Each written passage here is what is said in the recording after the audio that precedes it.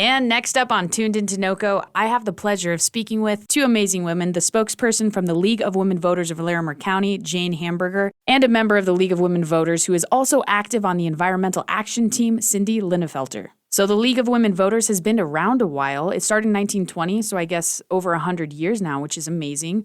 But for our listeners who don't know, can you explain what this organization is all about? You are correct, Ashley, about our age. The Larimer County chapter is not quite that old, but the League was founded the same year in 1920 that women got the right to vote. And so the League of Women Voters was established then, and it's been growing and making its effect known since then. We advocate and we educate for things that we have positions on in government policy, social policies, and natural resources, which is where our topic of today comes in, is our league runs with teams, and we are part of the Environmental Action Team of the League of Women Voters of Larimer County. And that has groups that include the Pollinators Habitat group that Cindy leads. And so we are exactly what our title is we try to make a better habitat for pollinators, raise the public awareness of what pollinators do for us and what we can do for them, all in the name of preserving our natural resources and giving people access to its natural resources and the benefits of pollinators. That's amazing. Yeah. I had no idea. So for the Pollinators Habitat Group, what else does that entail? What I will say, and I will talk about the pollinator group, but part of the environmental action team includes an oil and gas group, a water group, Really? a sustainability group, plastics group, and pollinator habitat. So the pollinator habitat, our main focus is to educate and advocate for our pollinators. And we do that neighbor to neighbor. We do it in collaboration with other organizations, team up together. On a state level, we look at policy and what type of bills can go forward that we could support, protect the pollinators. And then we hold plant swaps and seed swaps, focusing on native plants, which is the most beneficial to our pollinators. Really? So how many pollinator groups are in northern Colorado? Do you guys work with quite a few? So it's kind of interesting. We formed our group about 2.5 years ago now, and at that time, we were feeling kind of out there all alone. At this point, several groups have come together, and we do work in collaboration. Right now, there are 6 groups, I would say, that the pollinator group is actively engaged with.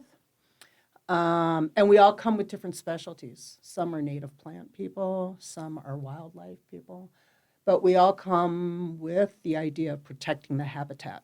So talking about that a little bit more, what exactly fits into the pollinator category in Colorado? Well, part of the misnomer is pollinators are bees and butterflies, which they are, and they're very critical. But we also look at beetles, birds, Really? bats, although Colorado does not have a pollinator bat itself. But like one of our mottos is pollinators just don't stay within state borders or world borders for that matter. Right. So we do focus on the 5 pollinators that are that. But we can also say many things pollinate. So whatever is taking the pollen from the plant to the next plant by accident or intentionally is a pollinator. So That's amazing. Yeah. You guys have got your hands full, that's for sure. You're busy. And they're dirty hands, too. Cindy, especially, and the people that she works with, get down in the dirt and the planting and sustainability that goes on to keep plants going that the pollinators can feed off of is not a hands-off deal. Yeah. That is true. And what that means is with the plants we buy, with the seeds we buy, with the care of the plants, it's very important that no pesticides or chemicals are used because that will kill the pollen. Gotcha. Yeah. I wasn't aware of that. Yeah. Interesting. And to help benefit your organization, let's talk about the Earth Week celebration that's coming up on Tuesday, April 19th. What do people need to know? Well, It is sponsored by the Environmental Action Team of the League, in that all our groups, the 5 groups that I mentioned, are all either impacted by or create climate change. Okay. So we have come together now as a larger team, the groups, to host an event where we can have a conversation on climate change. The thing is, the science is in. We all know it's happening. And the statistic I heard yesterday morning was, the majority of the United States gets it. It's just, what do we do now? And how do we do it without impacting negatively, but more so positively going forward? So this event was brought about by having a conversation from the perspective of a mom. Dr. Emily Fisher will be presenting. She's from Science Moms. Okay, awesome. We have the young woman from Pretty Brainy. And then for a great wrap-up, we have Heidi Pruce, the Larimer County Climate Sustainability Manager, will come in. She, along with the community, Larimer County, has been doing focus groups for the last several months. Really? And she's going to present on how people perceive climate change within our county and what the priorities should be. So she's going to update the group on that. But the hope is that the attendees, it's a conversation and participatory, not a lecture, not science, not doom and gloom. And then to assist with the conversation is we have several organizations that will be tabling, so people can take action that very night. And it Wow. can be as simple as signing up to volunteer one time or going all in. And the league will definitely be talking to the members too. Great. So all ages can get something out of it. It's kid-friendly. I noticed that it's pet-friendly too. Yeah. So is it going to be outside? It's with the earth. Perfect. With the earth. We will be at Fossil Creek Park.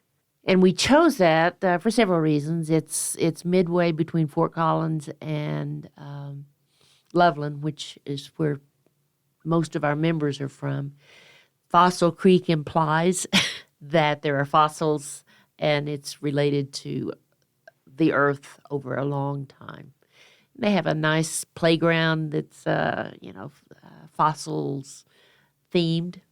And it's beautiful grounds. They've got lakes and places to roam. And then we'll come back. People are encouraged to bring a picnic lunch, take the family out and explore. The weather so far promises to be nice. We'll start after people are able to get there from work also. And what time does it start on the 19th? 6 o'clock. 6 o'clock? All We right. have the pavilion all day, but the grounds are open all day. And then we plan to be finished by sundown. Great. Some of our tabling guests are going to start coming at 5 so they can have their dinner and then be available for questions and things Okay. at that time. Yeah. Perfect. So now, obviously, we live in a pretty eco-friendly state, but what are the daily things that you guys are looking to have people change in their lives so that we can become more climate friendly and help the pollinators, as you were talking about? I can speak on part of what our pollinator habitat group, its main focus is in the educating of individuals that native plants are very important to our native pollinators, not only for them, but they're also water or drought tolerant. And clearly, we're dealing with some water issues here in Colorado. That is true. So once these plants are established, this is their homeland, and they will thrive. We also promote the no pesticides, herbicides, because that impacts our pollinators. And Jane and I were talking about on our way here today is part of what a bill being presented right now is on studying our pollinators and what the impacts have been. So then it'll be easier for us to focus our attention, but as we say, one pot at a time with our neighbors, it's not a complicated thing for somebody to get involved in. You can pot one native plant in your yard, and that helps the pollinators along their way as they migrate. So what exactly is considered a native plant? Like if one of our listeners went out to get one of these, would there be a list that they could go over to see what is native to Colorado?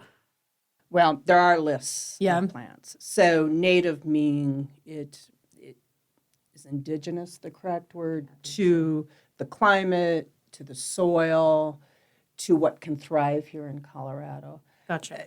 Many things what we see, the example I can use the best, I guess, is, a lot of our lawns are the Kentucky bluegrass. That is not native to Colorado. And it requires a lot of water. It requires a lot of fertilization and such. So you're starting to see more and more people going with some of the native grasses. You've seen the high tall, which are actually great for the habitat of our pollinators and wildlife. The nurseries are real good about labels and saying this is native or these are the conditions in which they will grow. But it's everything from vegetables and herbs that you can plant from seed, hyssop, mint, all kinds of things that produce a flower. And then you need to provide some water for them that they don't fall into. But, one of the big areas that we have not linked up with is the impact to agriculture and the farmers who depend on the pollination, but also depend on their ability to kill weeds and how to sustain their markets. So there is an increasing number of, I don't know, what do you call them, organic farmers who grow produce that do not require the pesticides and the fertilizers that kill the pollinators along with it. Cool. So trying to encourage them is kind of how we're approaching that gap. Absolutely. And it seems like your organization really pushes citizen involvement in these issues, which is amazing. But other than this event, how can people get involved? Well, through the league, definitely they can come join us at the League of Women Voters. But there are organizations, nonprofits that exist, Native Plant Society, if you want to learn about that, specifically about the native plants. And I rely on them when I'm providing resources. So I'll reach out to the native plant individuals for certain things. Audubon, with their birds, they have a Hero Habitat program that they work with individuals on designing their yards that are habitat friendly. You're not pulling in bears and fox and stuff. It's for the birds and the pollinators. Yeah. CSU has their several different departments that contribute to this. Their knowledge as well as their willingness to sponsor things. And when I moved to Fort Collins, because I'm fairly new, I reached out to the City Parks Department, and Fort Collins has Nature in the City, which is this phenomenal program that any part of nature you want to get involved with.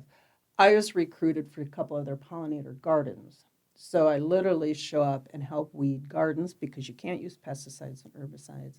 And there are a lot of individuals that like doing that because they don't have their own gardens, so they can come. Right, So they're in yeah. our city parks. Great. As well as in the nature areas. And I will say Fort Collins is a really, on the most part, pollinator-friendly city. We have the proclamation and support of our city folks. That's too. amazing. So people can get involved even if they don't have a backyard. Exactly. They go to, and Loveland as well, and your city parks departments all have volunteer opportunities for whatever part of nature you want to get involved with. So yeah, That's amazing. yeah, it's pretty phenomenal. It was interesting on the drive over here to Windsor, how much possibilities there are for, roadside pollinator habitat, and it spreads, inspires.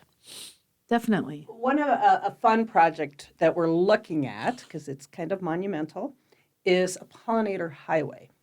Now, there does exist one outside of Julesburg, and it was money that came in through the federal government, teamed up with our Department of Transportation. So they built a corridor or a highway between, or a pollinator highway between the 4 lanes to help the pollinators cross the state. And what's significant about that, the highway department loves it because it's low maintenance and once they're in, you don't have to do anything. And now more money has been allocated through the Monarch Act. And that we have reached out to our senators to say we would love to start talking about a pollinator highway, maybe between Loveland and Fort Collins. I mean, somewhere in Larimer County. Yeah. To be a part of that and, encouraging in rural areas too, that more of the side roads or ditches are planted for pollinators. It's just a matter of seeds. So. Okay. Yeah. Gotcha. Well, is there anything else you would like our listeners to know? My work with young children is their frustration when they're presented with these huge problems that they will inherit, but